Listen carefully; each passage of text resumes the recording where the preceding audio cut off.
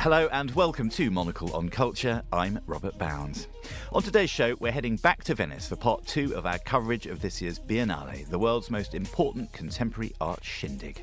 In part 1, we heard from artists representing South Korea, Ethiopia and Romania. This year, we're starting off at that imposing brute of a building, the Great British Pavilion.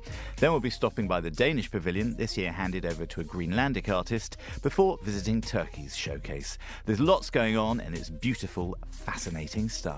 We'll also end at a performance on an uninhabited island just off Venice and learn about its proprietors' plans to turn the place into an unlikely centre for art. Stay tuned, because that is all ahead.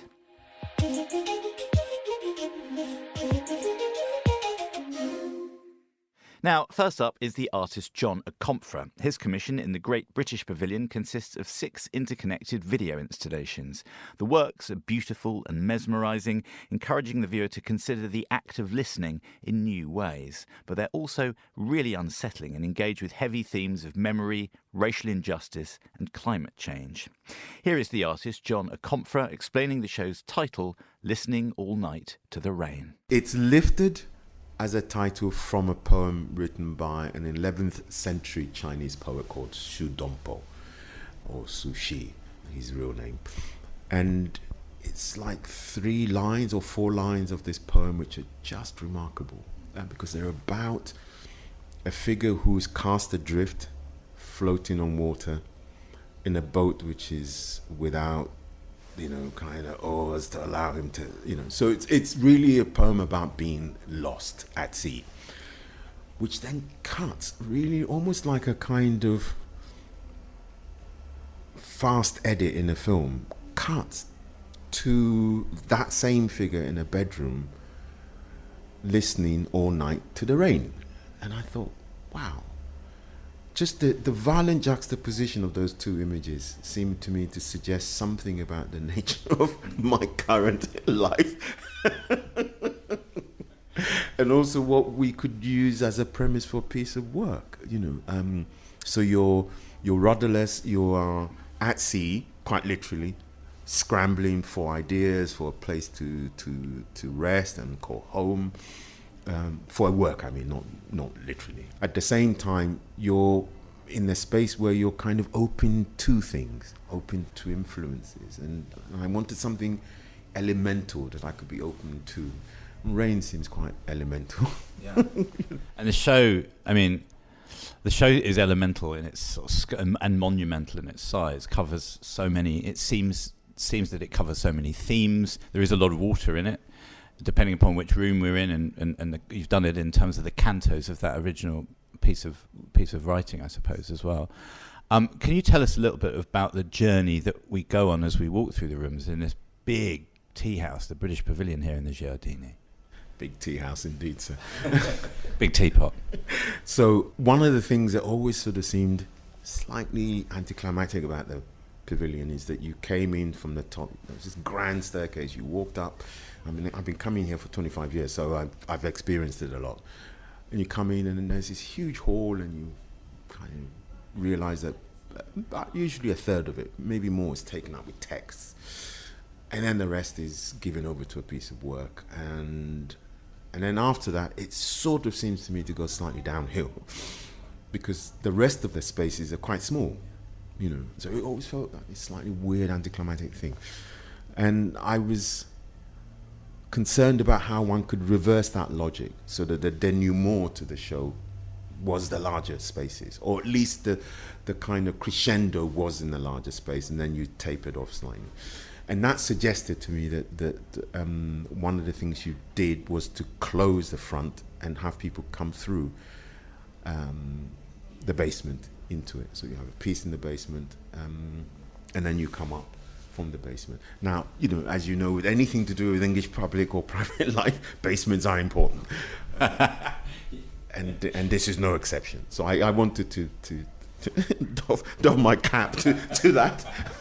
There's all sorts of ways of taking that, the below stairs kind of vibe, and where the bodies are buried, and all sorts of things that you are riffing. Absolutely. So you come in and you are immersed in liquidity in water, but you're immersed in liquidity and water with objects and photographs and sonic artifacts and paintings and all trying to allude to this sense that water might have a memorial function, might have a way of retaining memory, which was actually a debate once in the 80s, a scientific debate about whether or not water can possess and retain memory. It was suggested by someone who was then rubbished by the scientific community, Jacques Benveniste, in 1988, but I love it as a kind of poetic concept. It might not be true scientifically, but it feels right to me poetically. And water is all about, in that, it sounds like harking back to that original Chinese text, John, the idea of moving, it's how we moved around the world before aeroplanes. We're in Venice, a none more wet town, I suppose, as well, and also a place of migration, of trade, of all the, these palaces and churches and amazing squares were built on that sort of stuff. This work seems perfect for here, in terms of kind of speaking to the, shouting out from the Giardini to the rest of the town. It's definitely in conversation with it. I'd love to know a bit about the making a work specifically for this building, for this artistic engagement at the Biennale here in 2024, actually. Well, I mean, any conversation with Venice is completely unintended. I have to say that because I thought you were just wearing wellies the whole time. I feel like I'm being fake if I say, we were doing this in conversation with Venice. Hell no. We were doing this in conversation with Brit culture, for sure. Definitely not Venice. I mean, halfway through, I was like, okay. Man, Venice, water, okay. But it wasn't where it started. I was looking for a vessel. It's not like the portrait of the Queen on a £20 note, smiling back at you. Watermark. I was looking for a vessel that might function as a kind of motif for how memory works, the fluidity of it, the randomness of it, the seeming serenity of it. All of those seem to me to be ways in which one can suggest the presence of memory. But I was doing that because we were tracking the ghost of listening. I wanted to do something about listening in a visual form, and it seemed to me that listening, at the very least, harked to something called memory, because to listen is to be transported elsewhere. When you listen, you're immediately, whatever it is, rain or music, or you're immediately placed elsewhere. So how to visualize the elsewhere then became the task, basically, and water was important for that. And I guess the sound, anyway, you're listening to the echo of the sound, aren't you? You're not actually listening to the thing. So there's something about refraction, there's something about being bounced off some sort of medium all the time with that as well. Yeah. I mean, I read quite extensively about sonic objects and sonic artifacts and what sound does and how, but ultimately in the end I was taken back to the thing that I love most, which is making work visual art, and it seemed to me that apart from anything else, you could find ways in which the echo, as you called it quite correctly, can be found in objects, visual objects. So for instance, if you had underwater racial signs from the 60s and the 50s saying no coloured, or no Irish, no dogs, all of these. So my favourite one is the no Irish, no dogs, no Mexicans. Huh? What's going on there? It's sort of non-specific yet specific. Mexicans and Irish people have in common. I just don't get it. But anyway, there you go. But the thing is, they look like text, but they're not. They actually carry a voice, because it's important that you hear, especially if you're Irish and a dog or a Mexican. It's important that you hear what's being said, because to mistake it for otherwise usually would be disastrous.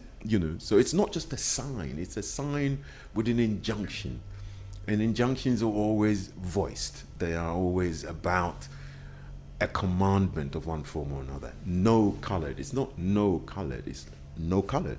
It presumes a tone, and the tone is one of prohibition. And I think people both read and hear what's being said. So this slightly facile distinction between the visual and the sonic is actually not technically true for most visual objects. It's not true. They chase each other like phantoms follow, or doppelgangers follow, real things. They are locked in a very symbiotic relationship. So having worried to death about doing something purely on the sonic, I thought, actually, I'm over worrying this. I think people will get it. I think if they see enough people lying around with their eyes open and eyes closed, objects around them, I think they'll get it. That was the artist John Acomfra, commissioned for the GB Pavilion by the British Council.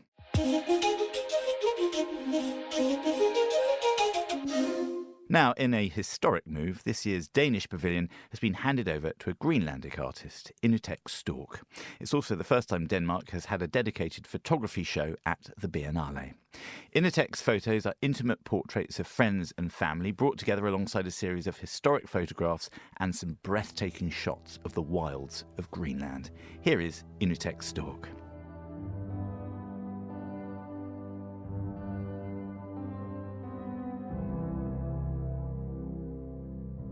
I started very young. My family has been photographing. There's a lot of family albums I grew up with. Then when I got younger or older, from today it sounds younger, but back then I got older. I was 18, 19 when I understood that I love photography, and I started after that. Now, I think it's documentations of our everyday life, but also spirituality. Yeah, a lot of the people in the photos are my best friends and family. So, and with a little bit of instinct, you get to. I get to photograph very good moments. Photography is privileged in this way that we can present photos in many different ways, and when you prepare for Venice, you want to be you want to reach into the ideas of unpredictable. So that's what I tried as well. There's a lot of inspiration from the Greenlandic culture, but also from the photography history as well.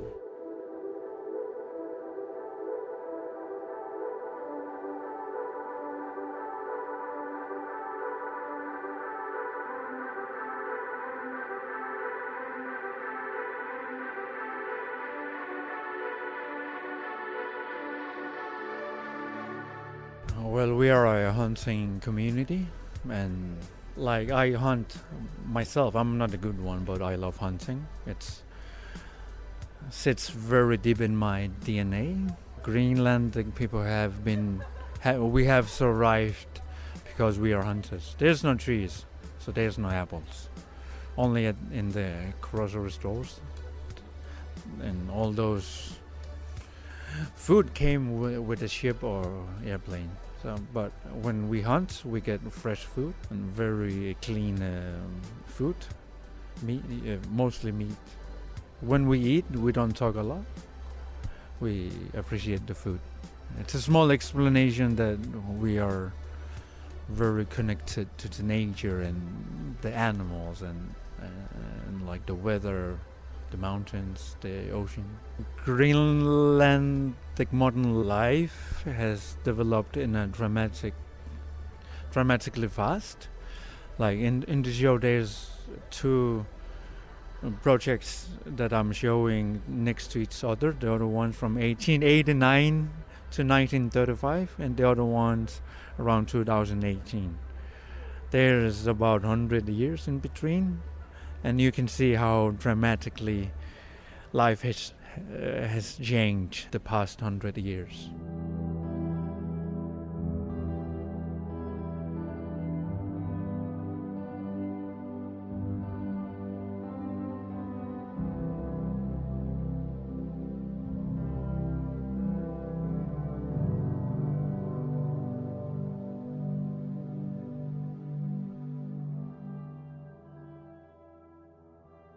That was Innetek Stork, the Greenlandic artist representing Denmark at this year's Venice Biennale.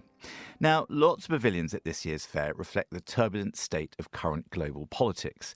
One powerful example was Turkey. The artist at the helm is Gülsen Kara Mustafa, who in the 1970s was sentenced to 6 months in prison for aiding and abetting political activists. Her exhibition, Hollow and Broken, A State of the World, includes giant plastic moulds of concrete columns and a striking, deeply disturbing film of found footage of propaganda films. There's also an installation of large chandeliers made from shattered Venetian glass. Here, Gülsen tells us more about these works. These are not ordinary chandeliers.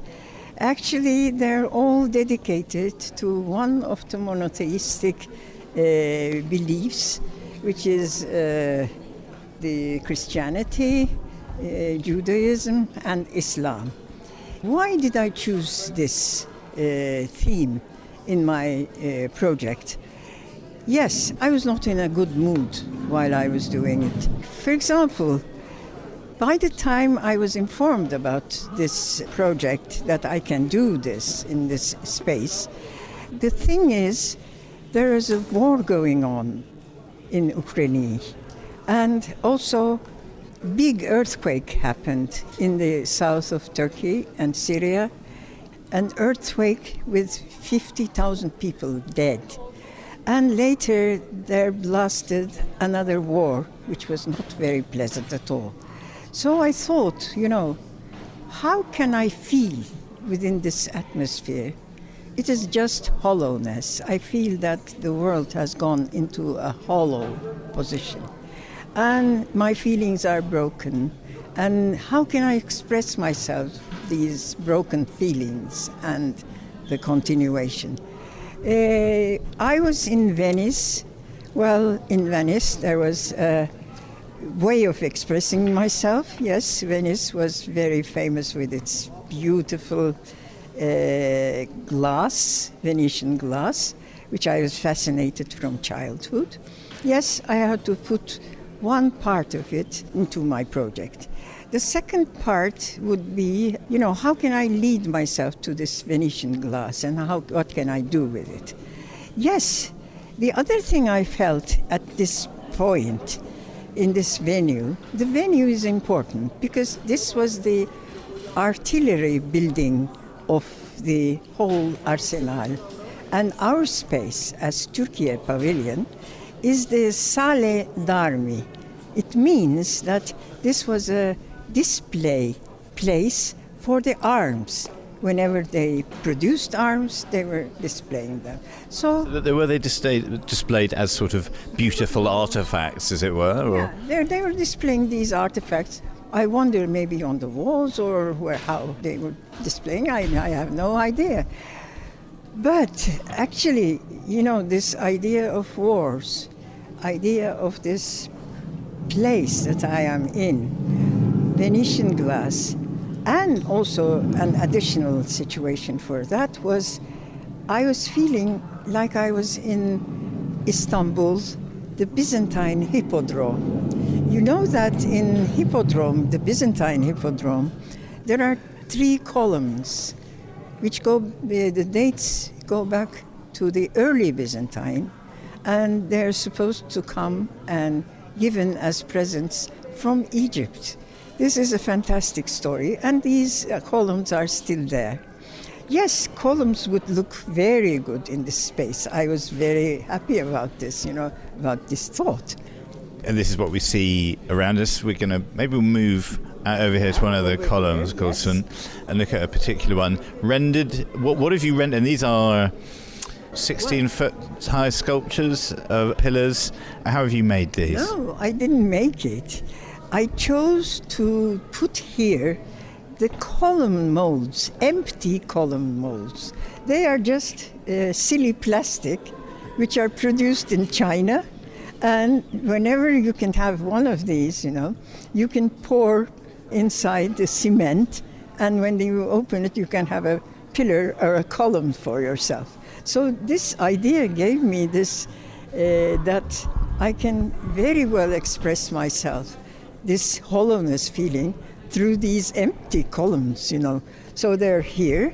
They came from China, and from China to bring them was an adventure, actually. It was totally a big adventure, but they're here right now. There's a feeling of foreigners everywhere again with this, right? These again. migrations and tides coming in and flowing out. Yeah. Then we can go and we'll go to the film at the end. Film, of course, because this is also about the state of the world, and it is also speaking about migrations, speaking about diasporas, speaking about the unfulfilled moments of people, the pressures, the demonstrations, and things like that. Actually, I found them in a channel in the internet. Actually, I'm following this channel very, very much because it is really an invention that it brings together the footage from the war times and everything related to human life. This is critical past, a kind of place where you can license footage.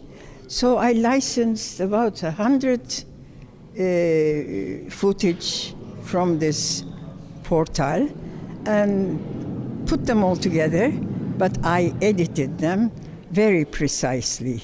What I did with this footage was interesting because, I wanted you to look at something which is not exactly the propaganda film about a war, and I didn't want you to look at it through the cameraman's overlooking eye, because what I really pushed away from this film is the overlook of the cameraman.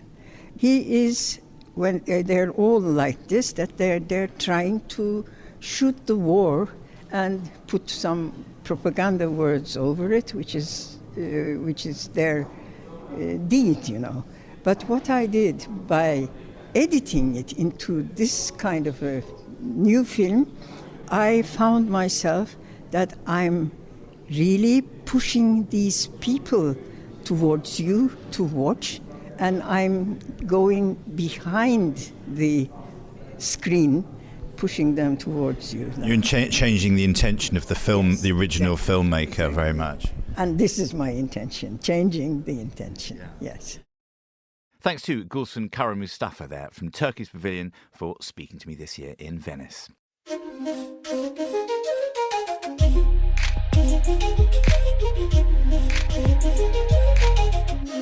Finally, on today's show, during our visit, we were delighted to be whisked away from Venice proper to one of the many uninhabited surrounding islands. This one was called San Giacomo, and here we were treated to a joyful, bizarre performance entitled Pinky Pinky Good by the Korean artist, dancer and choreographer Eun Mi Ahn. The proprietor of the island is Patrizia Sandretto Rirebadengo, whose foundation has grand plans to reimagine the island as a thriving centre for contemporary art. Here is Patrizia.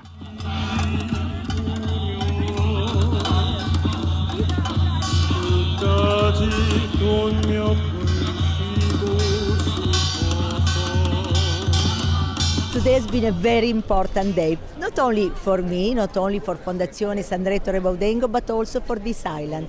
We want to use this island as a place for art, artists, curators, visitors.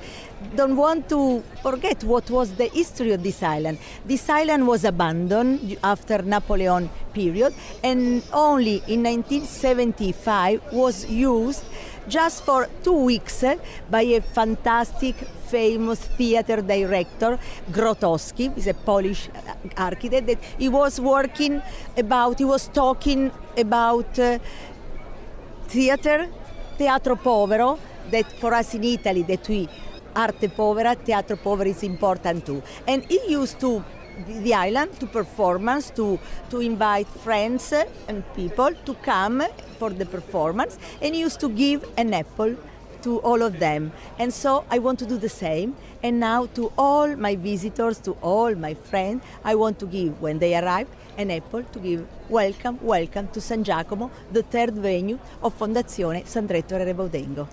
Thank you so much. I mean, it's a noble gesture. And in terms of the arte povera, Patrizia, there's a bit of that where we are, where these are old buildings that are partially reconstructed. We've just witnessed an amazing Korean performance piece curated by Hans Ulrich, who's oberst, who's standing behind us there.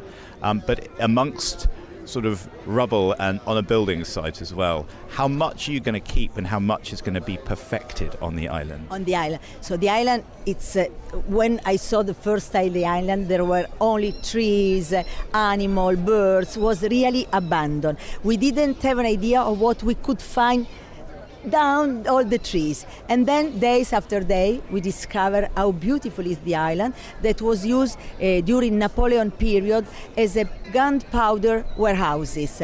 And so we decided that this to become the island, first of all, island in which we will have our home, but an island where people can come, people can see contemporary art, people educational program too. So an island really a residency place for curators, for artists, an island in which everything happened with a lot of love, with a lot of energy, with a lot of passion. At the same time as my husband works in renewable, his company is working in renewable energy, we want to do this island very clean. We will use just wind, photovoltaic, sun, and so on. And so will be also a sustainable island in which we will really give all this to everybody the experience to understand how important is contemporary art in our world and how important can be an artist like Yum Han, that today she did a fantastic performance. She did something really special. She gave us more energy in order to go ahead on this fantastic project.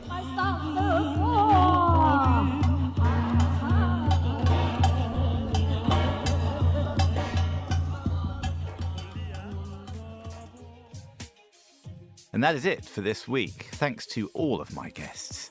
Monocle on Culture is produced by Sophie Monaghan-Coombs and Steph Chungu, and Steph also edits the show. We'll be back at the same time next week, but until then, from me, Robert Bounds, thanks for tuning in.